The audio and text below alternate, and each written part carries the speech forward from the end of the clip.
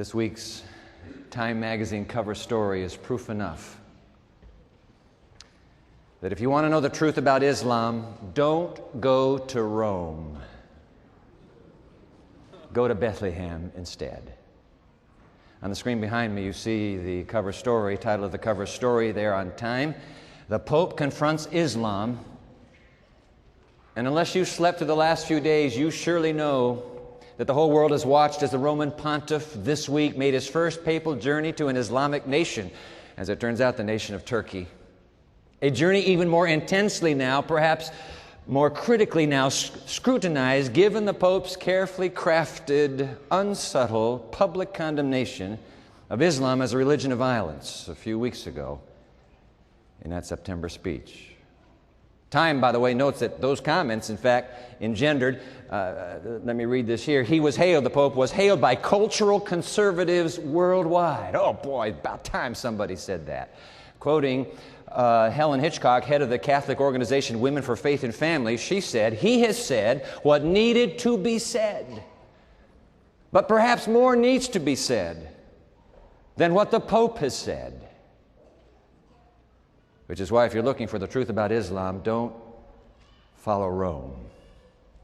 Go to Bethlehem instead. Okay. If God was able to shine the light of truth upon the hearts of those children of the East, those sons of Ishmael 2,000 years ago, come on folks, think with me, would He not be doing the same today among the same peoples of the East? By the millions, are there not honest and hearted seekers after truth in the Muslim faith too? Huh?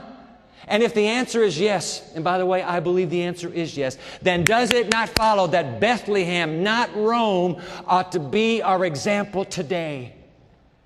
And that instead of alienating the children of the East with our anti-Islamic rhetoric, we ought to be at the forefront of a movement that seeks to share with them the light that shines upon both of our communities of faith.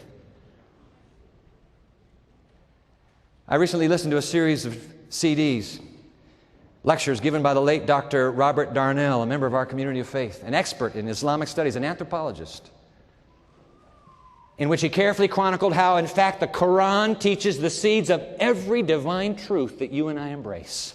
The seeds are all there. It was Darnell's lifetime mission and conviction to cultivate those seeds in dialogue with the children of the East. And in an hour of history, when the West is turning against those children, ought we not to be the first to raise up our voices in their behalf? Think.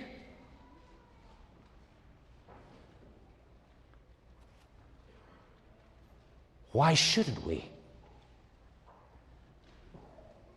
For what if? And by the way, the story of Christmas would hardly let us do otherwise, would it? What if the Spirit, the mighty Spirit of Allah, by the way, I got some letters from viewers after that last teaching, and one viewer said, "Don't you know that the name Allah is a name for Lucifer?" Oh, I hope you never embrace that. Allah, listen carefully now, Allah is closer to Elohim, the Hebrew name for God, than is our English word God. In fact, hold on to your seats. The English name God is a Nordic pagan god. We've taken a pagan god's name and we said, that's the name of our God.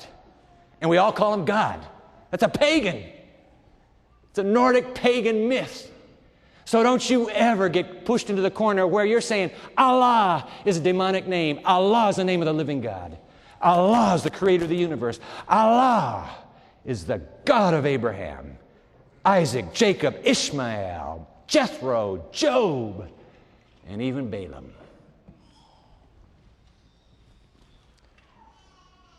What if through dreams the mighty Spirit of Allah is again raising up a movement within Islam in preparation for the Messiah's return? Would we not want to partner with that mission? Wouldn't we? Wouldn't you?